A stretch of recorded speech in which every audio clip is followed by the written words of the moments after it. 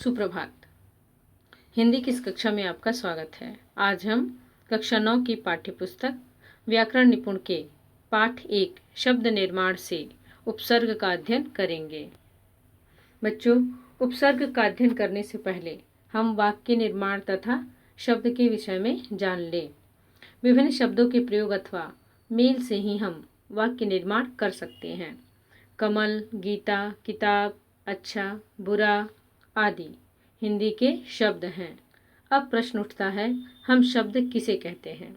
केवल अर्थवान या सार्थक इकाइयाँ जिनका प्रयोग भाषा में स्वतंत्र रूप से किया जा सके शब्द कहलाती हैं। रचना की दृष्टि से शब्द के 3 भेद होते हैं: रूढ़, यौगिक, युग रूढ़। रूढ़ शब्द का अर्थ बच्चों जिद्दी या हठी होता है। रूढ़ शब्द अपने मूल रूप में ही प्रयुक्त होते हैं। इनके खंड नहीं किए जा सकते।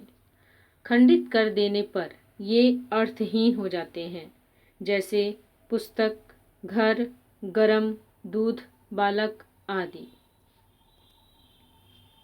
यौगिक तथा योग रूढ़ दोनों ही रचना की दृष्टि से एक जैसे होते हैं। इन शब्दों की रचना रूढ़ शब्दों के आरंभ में या अंत में जुड़ने वाले शब्दांशों से होती है। जैसे उदाहरण स्वरूप देखिए बच्चों, यहाँ कुछ उदाहरण दिए गए हैं। बे शब्दांश जब रूढ़ शब्द के आरंभ में जुड़ा तो बेघर शब्द का निर्माण करता है। दुर शब्दांश बल शब्द के आरंभ में लगने से दुर्बल शब्द बनाता है। स शब्दांश फल रूढ़ शब्द के आरंभ में जुड़ने से सफल शब्द बनाता है। उसी प्रकार घर रूढ़ शब्द के अंत में वाला शब्द के जुड़ने से घर वाला शब्द बना। यहाँ बल रूढ़ शब्द के अंत में वान शब्द लगने से बलवान शब्द बना। फल शब्द के अंत में दायक शब्दांश लगने से फलदायक बना। अतः स्पष्ट है कि शब्दों के प्रारंभ या अंत में कुछ शब्दांश जोड़े जा सकते हैं तथा नए शब्दों की रचना की जा सकती है। शब्दों के प्रारंभ में जोड़े जाने वाले शब्दांश उपसर्ग कहलाते हैं। शब्दों के अंत में जोड़े जाने वाले शब्दांश प्रत्यय कहे जाते हैं। बच्चों, आइए अब उपसर्गों को समझते हैं। नए शब्दों की रचना करने के लिए शब्दों के आरंभ में जोड़े जाने वाले शब्दांश उपसर्ग कहलाते हैं। इसे और स्पष्ट करते हुए कहा जा सकता है, उपसर्ग भाषा के वे सार्थक लघुतम खंड हैं जो शब्द के प्रारंभ में लगकर नए नए शब्दों का निर्माण करते हैं। जैसे अप, अव, अनु, प्र, स, सु आदि।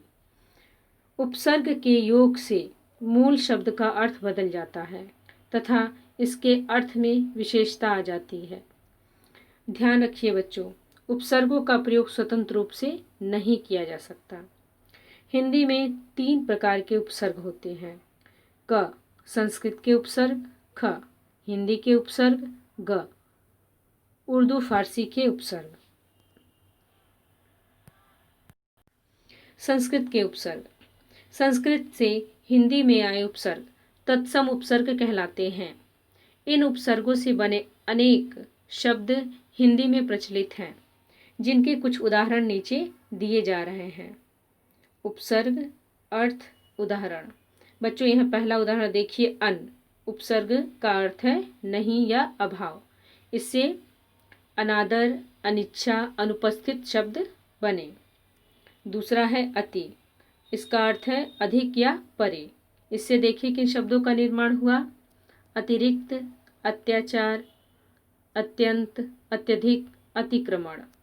चौथा देखिए अधि। इसका अर्थ है ऊपर, समीप या श्रेष्ठ।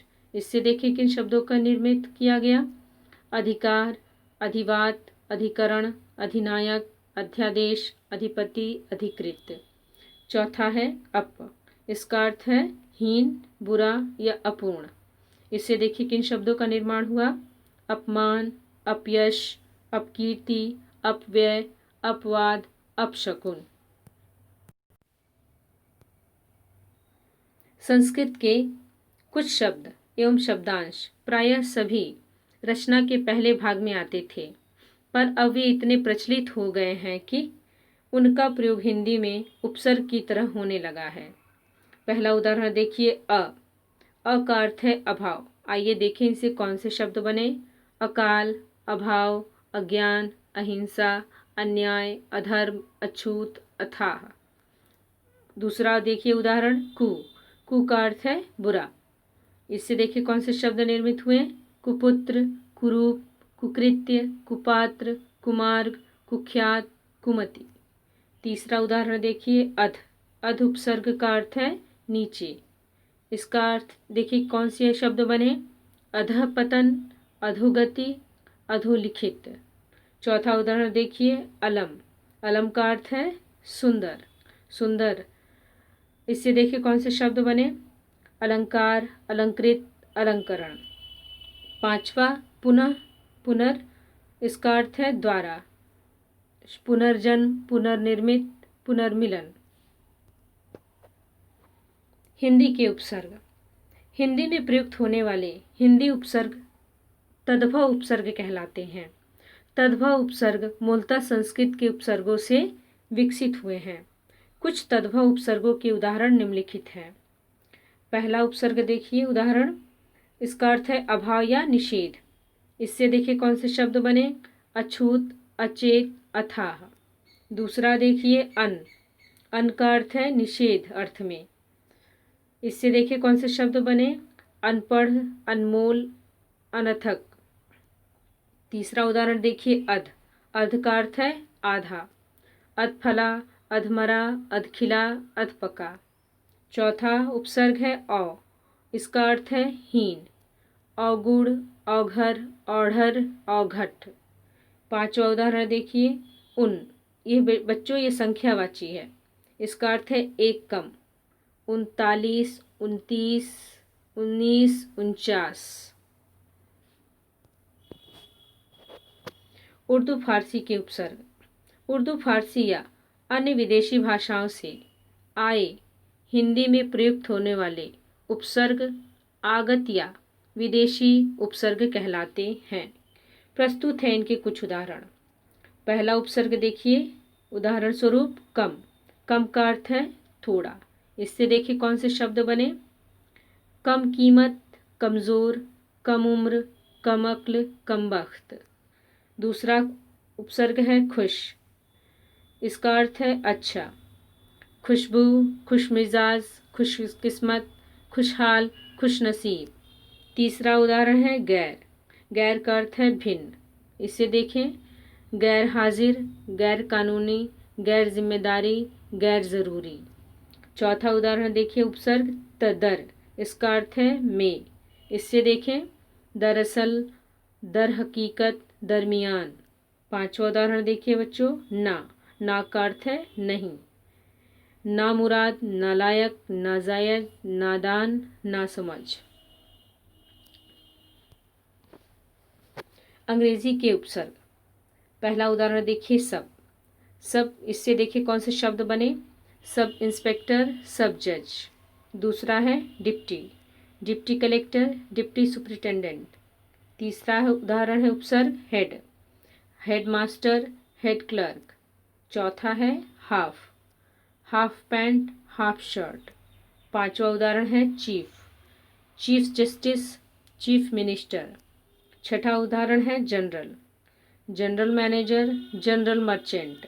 सातवां उदाहरण है vice chairman, vice chancellor, vice principal. बच्चों इस प्रकार से उपसर्गों का निर्माण होता है और ये उपसर्ग भिन्न भिन्न शब्दों के साथ जुड़कर नए नए शब्दों का निर्माण करते हैं।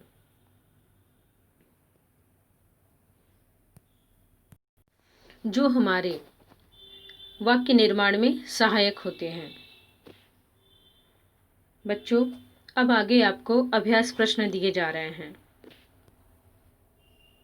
जिन्हें आप अपनी उत्तर पुस्तिका में अवश्य लिखिएगा।